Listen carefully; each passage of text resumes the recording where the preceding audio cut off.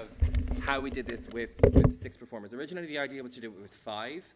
And I was offered the job saying, would you like to make a production of this play with 5 actors? And I worked on the script, and I thought, I really think we're going to need to have 6. So 6 became a possibility, which is great. And it's a play about men and women, to an extent. And I just thought it would be most interesting then to have a company of 3 men and 3 women, because it means you can start having all of the different interactions that go on between men and women in the play. And the reason that we have girls playing boys is that there are more male actors parts in the play than there are female characters. And so we had enough women to play all of the female roles, but then, there's a lot of time. If they weren't playing anything else, they wouldn't have a lot to do. So it was literally that we have 3 men, 3 women. We had 21 characters. So everybody needs to be busy. And then the reason that Romeo doesn't play anything other than Romeo is, I suppose, to try and give some semblance of the sense of that. If that's not a very clear answer, but because... It's because I'm severely untalented, basically. That's the reason. I didn't say that. In order for you to have somebody to follow all the way through and to make you pay attention to the fact that other people are doing lots of things at the same time, having one actor within it who, well, he does do 2 things because he's also the chorus at the beginning that sort of announces and introduces the whole experience. But then the kinds of people doing 2 things that happen are varied. Also, Shakespeare wrote all these plays for his all-male company, and I personally think that female actors are fantastic, and why shouldn't we give them a chance to play these great roles? There's a production. Hello. Hi. Oh, look, we've got extra people. So this is Everybody's Amy. Here. And all of the fabulous women of the show are with us. Gina. We heard her say that, so we walked out. So the post show that we did last week, which will go up on Facebook, talked about the practicalities of being Tybalt one moment and then coming on as Juliet in the next moment. So you'll be able to listen back on that when it goes up on Facebook if you want. But Conor, first read through, you were talking about how there was sometimes a pairing in terms of characters, that there were 2 sides of the one coin. Do you want to talk about that? To an extent, then as you sit down, as I sat down with it. I've been working on this since this time last year. Sitting down and trying to think what's the best way to double if we have 6 really exciting performers playing all of these roles. The putting together of those things, it's not supposed to be prescriptive. Basically, we wanted to give every character their life and to give them a thing. But then also as an audience, if you see that the same performer, Michael, is playing Friar Lawrence and also playing Capulet, they're both kind of father figures. Likewise, Amy is playing the nurse and playing Benvolio, who are both friend figures, one each to Romeo and to Juliet. And then we have an authority figure in Gina, who's playing the prince and Lady Capulet. And then even then, for Romeo, the 2 great passions in his life that get activated by the play are Juliet and also Tybalt, who my only love sprung from my only hate. And his Xbox. I don't think they have an Xbox. Oh. So that's kind of the thinking behind all of that. Ish. Did you get that? You can write a really, really good essay for that now in the junior cert. Did you find it easy to follow? Because when you're presented with 6 at the opening of the play, it's probably a surprise for you unless you'd read something about the show before. But could you follow the story with only 6 actors playing it out for you? Cool. Oh, thank God. Oh, question. Having talked to Julia, was it hard to talk to being Romeo, the person that wants to kill him, and then the person that's in love with him? Because it would be really easy to just be one or the other, to be in that mindset the whole play. But it's something that I started doing early in rehearsal when we started running the scenes back to back. And to be honest, what I usually do is just use the costume changes to change. It's use the changes to change. To really end one and begin another makes it actually easier to feel like, I'm taking off a character and putting another one on, because that's kind of literally what I'm doing. But one of the things that I think all of Shakespeare's characters have in common is really, really, really heightened emotion.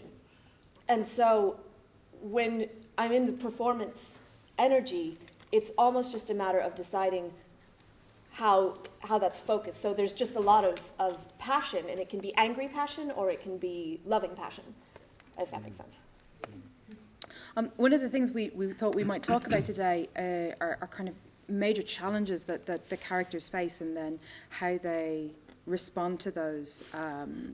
And sorry to come straight back to you, Megan, but if we look at that, what starts with finding out that Romeo has killed Tybalt, and then progresses into the potential marriage with Paris, and that whole scenario that leads up to the scene with the friar and your ultimate decision. Do you want to talk about Juliet's response, I suppose, to that challenge that she's faced with? Juliet is surprisingly action-orientated for being so young and for being in an environment where she wouldn't really have a lot of autonomy or power, in that her parents decide everything. They're, setting up the marriage with everything. But once she meets Romeo, she's the one who proposes marriage. Saying on the balcony scene, like, okay, let's do this, let's move ahead. So that was kind of my way in for looking at how she makes the decision that it's actually trying to solve problems. Sort of, the news of the marriage of Paris comes along, so she tries to solve that by saying, no, I can't marry him yet because it's too soon, I am too young, all of that. And then it just comes to a point where she's like more willing to risk dying than to marry someone else, which you can't do once you're already married, that she could have just done it secretly. So I suppose that was my way into it. I hope I'm making sense. It's hard to think about it this way sometimes. Is that she is, even when Lady Capulet comes in and says, you're still crying about Tybalt, Juliet's brain actually goes, okay, well, how can I get back to Romeo? How can I fix this? And she starts talking about, like, I'll be the one, I'll poison him, send me there, I'll do it. So she is quite active in that way. And that being said, I think that her choice to go, okay, if no one will help me, I will kill myself, is actually another active choice. Though it's terrible to frame suicide in those terms, I know. But I think that's just her way of seeing the world and of moving through it and of railing against all the things that keep her in an environment where she's powerless. She's going to take whatever power she can. Jack, do you, because you get faced with very similar sort of situations, do you think that Romeo shares that action, or is he a very different type of character? Well, it's interesting where the action might stem from. Where with Juliet, there's quite a logical, cerebral way of going about certain decisions. Whereas I think Romeo is kind of like, what is it, Michael? A simple-minded horse? Is that the idea? It's moved by something in him. He has to. It's led by the heart, and that's why I had in my head, that it's that idea of this boundless Labrador that kind of doesn't know the strength of his decisions, the strength of his actions. And so I think in terms of how he would perceive those obstacles and challenges and things like that, I think that's really interesting because at times, toying with the idea that this whole Juliet being a Capulet thing really excites him, it really motivates him it's an exciting idea, because Rosalind at the start is a Capulet as well. That's something that people forget. Like, she's on this guest list, she's the niece of Capulet. So he clearly goes towards these things that are scary, these things that are challenging. He goes towards obstacles, and he overcomes them, with Super Romeo.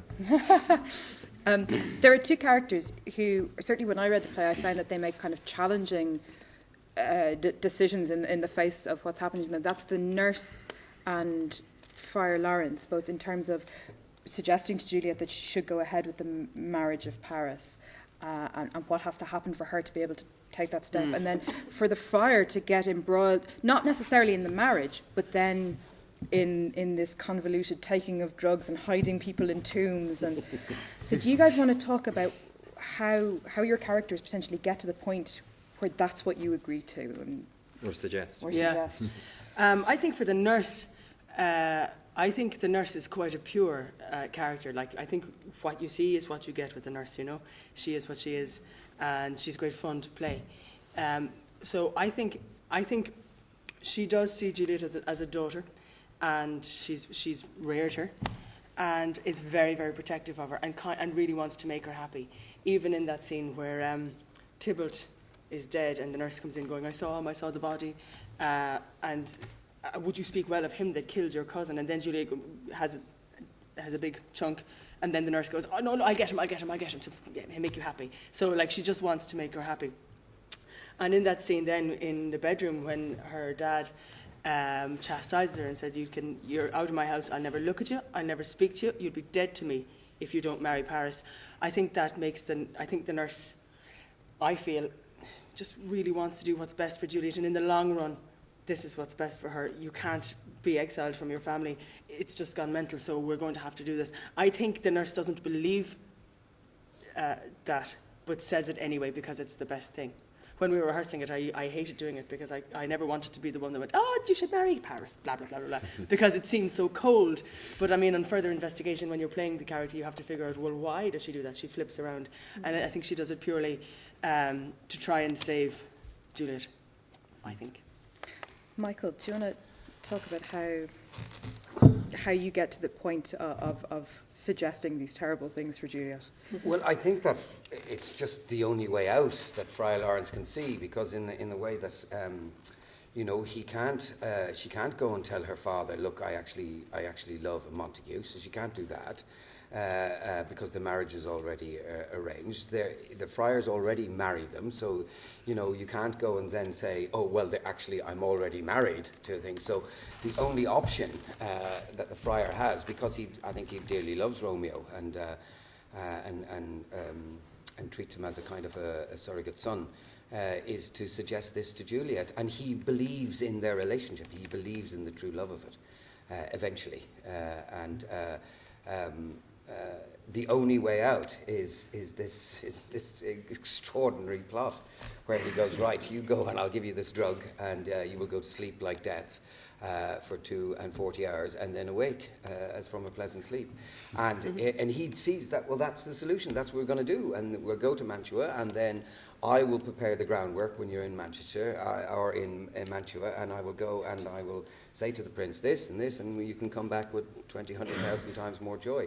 And that is the only way he sees at the time. So constraints are put on him in order to make that decision. The constraints of society that were there, and the actions that the lovers have already gone through with the help of Friar Lawrence. And I think it makes perfect sense to him. Perfect sense to him. And it's thwarted in the end, of course. But it seems certainly like both of you, but also I suppose Romeo and Juliet, they all act out of love, and what they choose to do might not necessarily hold up to scrutiny, but that does seem to be where it comes from. Yeah. Gina, in playing Lady I Capulet, don't act out of love. do you? I mean, because I know that Michael, you've chosen to try and find not a dictatorial father who doesn't love his child. You've tried to find a balance point, but do you think in your relationship with her, is it a loving relationship, or is it? I think that's irrelevant, really. I couldn't care less about that element of it. I think it's practical. Okay. From her point of view, I think they're like, upper middle class or upper class people, and very concerned with their position in the society.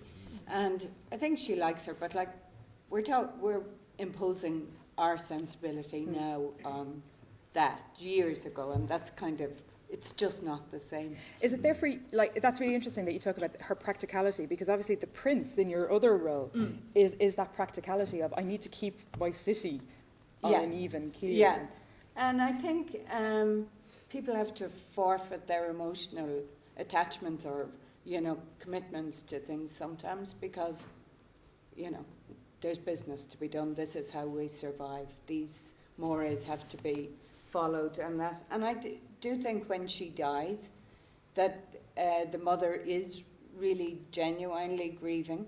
But like the idea that a kid was getting married at 14 to us is bonkers. Anyway, but like that's how it was done. You marry, I mean, it's still done like that, on that level, you know. So I don't think that she's such like exceptionally hard-hearted or anything. I just think it's just practical. We need to get this done. I do love her. Have we got other questions from the floor? Anyone else? Any other questions they have about the choices that we've made? Yeah. How bring female characters switch from being masculine to feminine? Okay, so that I guess is That's a really for good you question. guys. We were kind of touching on this a little bit last week, and it's really good. I suppose we're talking about the physicality of a character, and if you play as an actor, if you're playing a character, you really do have to work on the physicality of that person, whether they be man or woman, or whether they're light or heavy or fast or slow. So you really, really have to work on that. And I think I took my cue really from the language within the piece. Benvolio, he's there to serve as the kind of true, honest best friend, do you know? And whereas Mercutio is kind of rude and bold and funny and kind of swaggery, Benvolio is kind of straight up. So kind of from that text, you kind of realise that is the physicality of Benvolio. He's straight up, pretty solid and straight up there. And with the nurse, then I was saying the language is quite backwards and forwards and backwards and forwards and kind of fun, and the rhythm of it is jolty, so therefore her rhythm is kind of jolty. She's kind of a bit of a funny walk, and she walks kind of fast, and she's kind of led with her arms a little bit. So I think it's more so the physicality of any character comes really from the language. So whether they're a boy or a girl or a man or woman, I don't think really matters. Once you play the integrity of the part, it doesn't matter if you're playing a puppy dog. You'll play it well if you play it from the... If you've sprung from the text, I suppose that helps avoid any sort of stereotypical rendering of a gender that is not your own. Yes, exactly. I mean, if, otherwise I'd be walking out going, rah, rah, rah, rah, which no guy does. You know, it would be my interpretation. I need to look like a man. So you have to be very, very honest and truthful with the text and take it from there. Does that make sense? Do you want to add anything to that? Yeah, just to follow on from that, like it's more important to serve the role of what that character is doing rather than be like, I have to convince everyone else that I'm male. Yeah, because you guys knew. I mean, we weren't not gonna trying happen. to pretend. So Yeah. there was no need to do that. So yeah, so it is about the physicality and you know, for Tybalt, the easy way into that is all the fights and all the violence, because that's what he's driven by. So once we had done the fights in rehearsal, I was like, okay, I know who that is, I know what that feels like, and that's what I would hold on to rather than trying to project an image or make it look like something from the outside rather than actually being in the inside, if that makes sense. And in the dress rehearsal, I have to admit, I hadn't a clue who I was half. What is it? The jacket? Is it the maid? Is it? So it can be fairly confusing. Have we any other questions? Yeah. Oh, two here first and then over there. You know about like the costume changes? How do you get from one costume and then 10 seconds later come back and do something? With That's great the magic of difficulty. I'm going to tell you about this now. I talked to everyone else last week, and it's important that you know this. In every show, But did I know this? it's important. No, you know this. In every show, you get to see what's out here, and you clap at the end, and we say thank you very much. But you don't see the amazing people that work backstage with us. So on every show, there's a stage manager, and sometimes an assistant stage manager. And on this show, we have a stage manager, assistant stage manager, and we have a costume person. That's sometimes called wardrobe. So they, honest to God, when we run off, we go, Jesus Christ! Basically, it's what we do. And we go like this, and they whip things off, and they put things on, and we push us on. So, like, we get the glory, but they're the people that hold everything together. So we have a lot of help backstage getting us. And you also learn the rhythm of it, you know, oh yes, I'm on here, I'm on there, and it gets more comfortable. But the first week was frantic, and without them, we would have gone Terrifying. Possible first, but like you Yeah. just get used to it, and your clothes are set in such a way that it's easy to get them in, on and off. And I occasionally have two people help with my quick changes. There's two people doing, and we're all doing stuff at the same time, and then I just go out and just a lot our of job practice. is A lot of to keep practice. our face. I'm going to tell you a open. secret. Yesterday, Tybalt came on for the fight scene No, with his shoes on the wrong feet. they did because they put the shoes on me. I'm stepping into the shoes while I'm doing my hair, and they had set them backwards, and none of us checked them. So I came out and did a fight scene. And that's why Tybalt died. Shoes on the wrong feet. She brought it on herself. That's And all you I'm just go, saying. all right, this is happening, because I had no chance to switch it, so. There, another question over here, was there? In the true or the Shakespeare Romeo and Juliet, they probably I think they would have used swords or rapiers for the fights. I was wondering why you chose to use daggers. Connor, do you want to go with that? 'Cause that's Style, first and foremost. I figured with the costumes that we have, with the sort of the shape of the world that we have, if you have a big, long, like fencing sword, or the kind that certainly would have been on the Elizabethan stage, that's a very particular story. You also need a bigger set than this, simply because the arch of where that sword is going to go is going to be a lot bigger. And in order for that to make sense, you need the costumes then to start matching the historical period. So we used, they're pretty big. And we know that they are not real. All right. But these were ones that were practicable, that they fit into people's costumes, that they can be used throughout this. That it was just that. Likewise, we could have used guns, but then we'd be back with Baz. So yeah, it was just style, basically. How the whole world was going to fit together and tell our story without having you sit there wondering if that sword, really you would never wear with that belt. Okay, accessorizing. And I think that's one for you to consider when I know that you answer questions about, potentially directing little excerpts and how you would point up things when you're working on a scene. And it means you can make whatever choices if they follow through. So, as Connor said, a long sword would look very strange around everything else. So if you start the ball rolling in one direction, it kind of adds things in. But if you think about how the Elizabethans were performing it gives you a freedom to really let your imagination go, because they used what was contemporary for them. They weren't thinking about what was historically accurate for Verona, or if it's one of the other plays, they weren't thinking about how people dressed in Denmark or how they dressed in ancient Rome. They used what they had, and the audiences went with that. So when you're thinking about that and how you might like to stage a scene, that's what you can let yourself do and go, what makes sense to me, and how can I follow that through in all of the aspects, from the costume or the set and then the weapons or anything else. Just about the set, what made you pick that set or design that set the way it is? We wanted a space that was open so that we wouldn't have to, close the curtains, change everything, have you wait for 5 minutes and then have another scene. And also it's sort of an echo of the other famous thing in Verona, which is that they have a really big Roman amphitheatre. It's basically the two big tourist attractions in Verona are the amphitheatre and the side of a wall of a house where there is a balcony that they call Juliet's balcony.